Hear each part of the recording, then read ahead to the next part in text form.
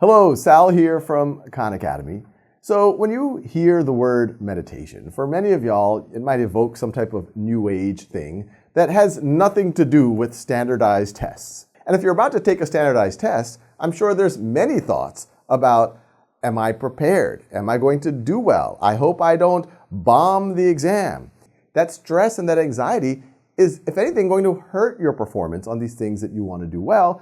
And so meditation is a way to help still that. But it's really just for you to observe your thoughts, not get stressed out about it if your thoughts start to wander, but then just bring them back and try to not think. Or think about just very positive thoughts. And I think if you do that, you're going to find you're going to be happier, you're going to be more positive, all sorts of positive energy is going to be attracted to you. And even though that's not the most important thing in the world, you'll do just fine on these tests that right now you might be worrying about.